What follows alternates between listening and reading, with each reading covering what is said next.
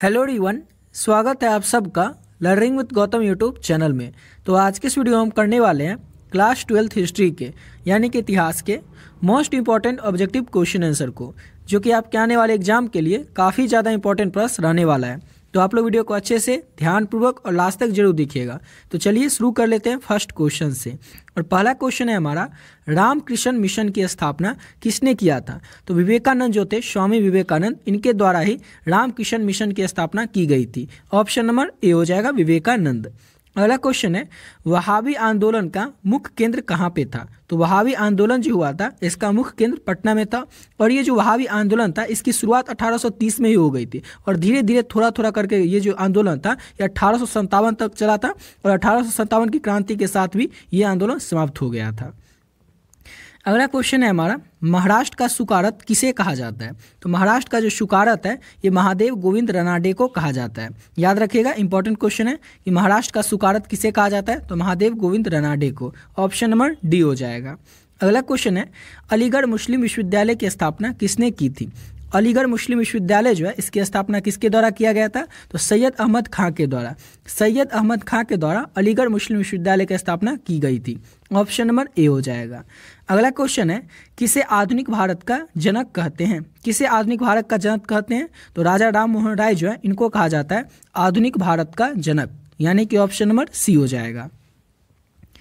अगला क्वेश्चन है, Kanyakumari rock memorial निम्नलिखित में से, यानी कि जो चार ऑप्शन दिया हुआ इसमें से किसके लिए समर्पित है? तो कन्याकुमारी का जो रॉक मेमोरियल है ना, ये किसके लिए समर्पित है? तो ये स्वामी विवेकानंद के लिए समर्पित है कन्याकुमारी का rock memorial. Option number C हो जाएगा। अगला क्वेश्चन है हमारा, स्वामी दयानंद सरस्वती का मूल नाम क्या था? बहुत ही ज़्यादा इंपॉर्टेंट क्वेश्चन है, इसको अच्छे से याद ही रखिएगा। तो स्वामी दयानंद सरस्वती का मूल नाम था मूल शंकर। ऑप्शन नंबर इसका डी हो जाएगा। अगला क्वेश्चन करते हैं और नेक्स्ट क्वेश्चन है, प्रार्थना समाज की स्थापना किसकी प्रेरणा के फलस्वरूप हुई थी? तो प्रार्थना समाज की जो स्थापना है ये केशव चंद्र सेन के प्रेरणा के फलस्वरूप हुआ था। ऑप्शन नंबर ए हो जाएगा। अब अगला क्वेश्चन है हमारा, 1815 ईस्वी में निम्नलिखित में से किसने कलकत्ता में आत्मीय सभा की स्थापना की थी? कहाँ पर? तो कलकत्ता में। कब? तो 1815 में। अब बस आपको इतना बताना है कि आत्मीय सभा की स्थापना इन जगहों पर इस तिथि में किसके द्वारा किया गया था? तो राजा राम मोहन राय के द्वारा आत्मीय सभा की स्थापना 1815 में कलकत्ता में किया गया था। किसके द्वारा? तो राजा राम मोहन राय के द्वारा। ऑप्शन नंबर बी हो जाएगा। अगला क्वेश्चन है, राजा राम मोहन राय के द्वारा ब्रह्म समाज की स्थापना कब की गई थी? तो इनके द्वारा ब्रह्म समाज की जो स्थापना है ये वर्ष 1828 में किया गया था। ऑप्शन नंबर बी हो जाएगा। अगला क्वेश्चन है, दयानंद सरस्वती के द्वारा स्थापित है। तो दयानंद सरस्वती के द्वारा आर्य समाज की स्थापना हुआ था, यानी कि ऑप्शन नंबर बी हो जाएगा। अगला क्वेश्चन है, स्वामी विवेकानंद ने रामकृष्ण मिशन की स्थापना किस वर्ष की थी? तो स्वामी विवेकानंद जो थे इन्होंने रामकृष्ण मिशन की जो स्थापना ये वर्ष 1897 में किया था। ऑप्शन नंबर डी हो जाएगा। अब अगला क्वेश्चन करते हैं और नेक्स्ट क्वेश्चन है, ब्रह्म समाज किस सिद्धांत पर आधारित है? तो ब्रह्म समाज जो है ना ये एकरसवाद सिद्धांत पर आधारित है। एकरसवाद। ऑप्शन नंबर इसका ए हो जाएगा। अगला क्वेश्चन है, राधा स्वामी सत्संग के संस्थापक कौन थे? तो शिव दयाल साहब जो थे ये राधा स्वामी सत्संग के संस्थापक थे, यानी कि ऑप्शन नंबर बी हो जाएगा। और अगला क्वेश्चन करने से पहले आपको बताना चाहेंगे कि अगर अभी तक आप लोग इंपॉर्टेंट जो गेस्ट क्वेश्चन का पीडीएफ है हिस्ट्री का नहीं लिए तो आप लोग कैसे ले सकते हैं? जो भी बच्चे इसका पीडीएफ ऑलरेडी पहले से ले चुके हैं, रखे हुए हैं, पढ़ रहे हैं उसको, तो आप लोग वीडियो को थोड़ा स्किप करके थोड़ा आगे से देख लीजिएगा। समझ गए? जो लोग अभी तक इस पीडीएफ को नहीं लिए उनको जल्दी से बता दें कि आपको इसमें आपको क्या क्या मिलेगा और इसको आप कैसे ले सकते हैं। तो पहले तो ये समझ लीजिए आपको क्या क्या इसमें मिलेगा।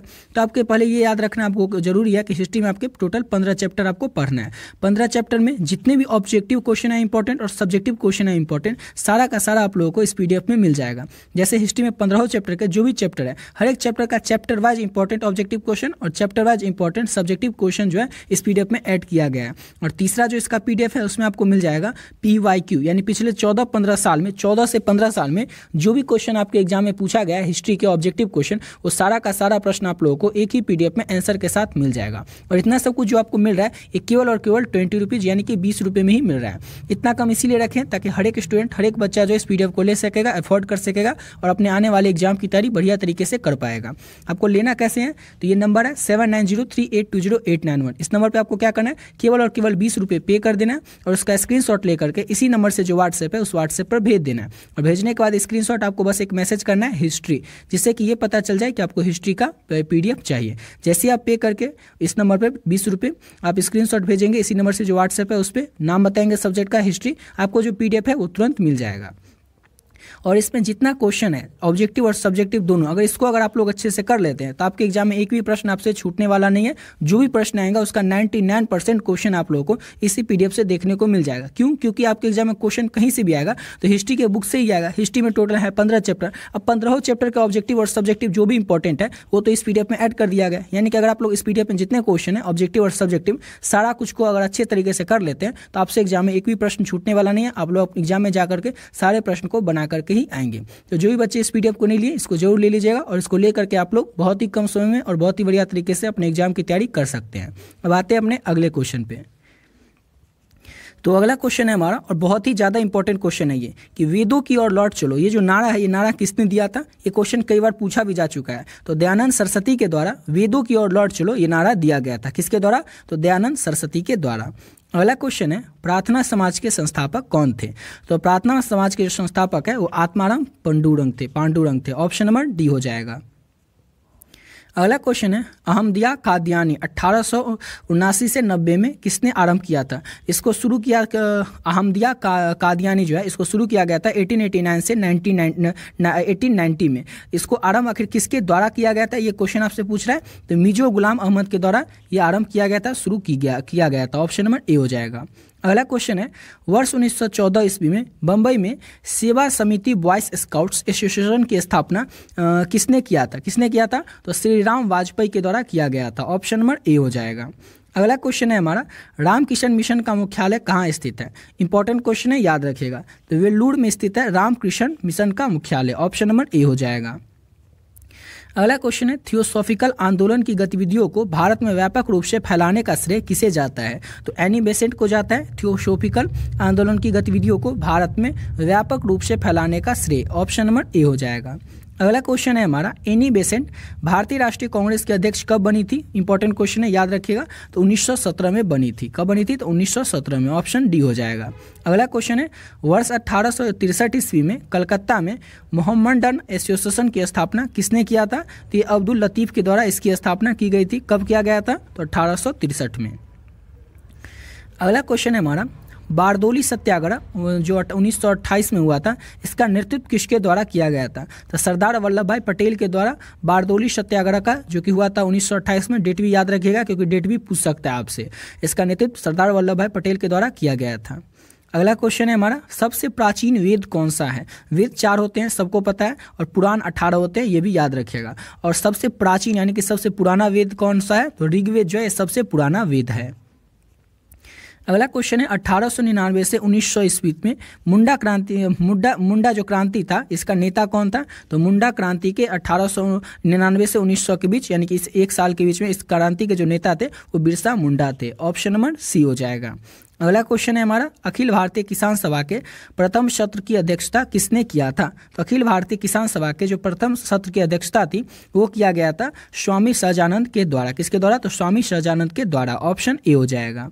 अगला क्वेश्चन है बम्बई में अखिल भारतीय व्यापार संघ कांग्रेस AITUC की स्थापना कब हुई थी? तो AITUC की जो स्थापना है वर्ष 1990 में किया गया था। इसका नाम अच्छे से याद रखिएगा, आपसे पूछ सकता है कि AITUC का पूर्ण रूप क्या होता है? तो इसका पूर्ण रूप होता है अखिल भारतीय व्यापार संघ कांग्रेस। अगला क्वेश्चन है हो विद्रोह हुआ था। तो हो विद्रोह जो है ये कब हुआ था? 1820 से 21 के दौरान जो है हो विद्रोह हुआ था। ऑप्शन नंबर सी हो जाएगा। अगला क्वेश्चन है छोटा नागपुर में ताना भगत आंदोलन कब हुआ था? तो छोटा नागपुर में ताना भगत आंदोलन जो था ये वर्ष 1914 से 15 के बीच हुआ था। ऑप्शन नंबर बी हो जाएगा।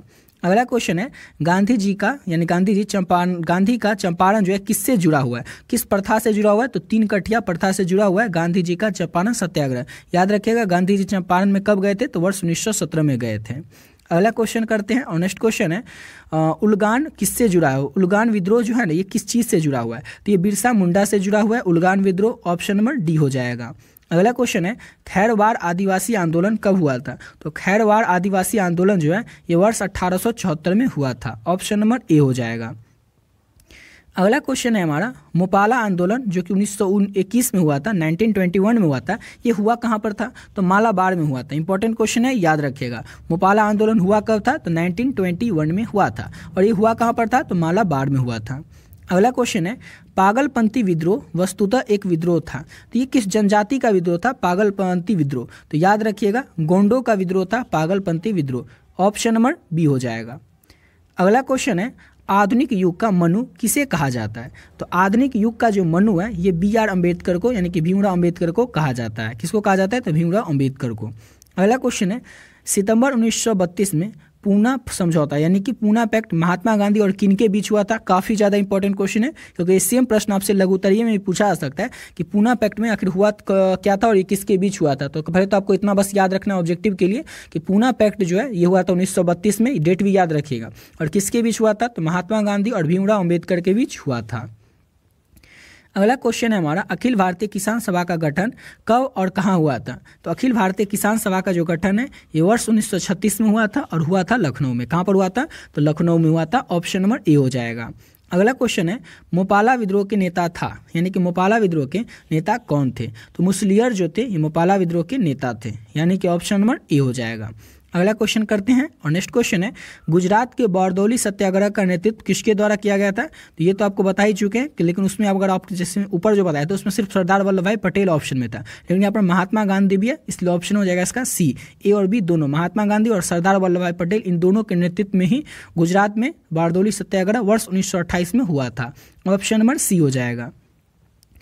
और अगला क्वेश्चन है, तेलंगाना आंदोलन का नेतृत्व किसने किया था? तो ये नेतृत्व किया गया था डोडी कुमरैया के द्वारा और सुंदरैया यानी दोनों के द्वारा। ऑप्शन नंबर सी हो जाएगा। ए और बी दोनों, इन दोनों के द्वारा तेलंगाना आंदोलन का नेतृत्व किया गया था। ऑप्शन नंबर सी हो जाएगा।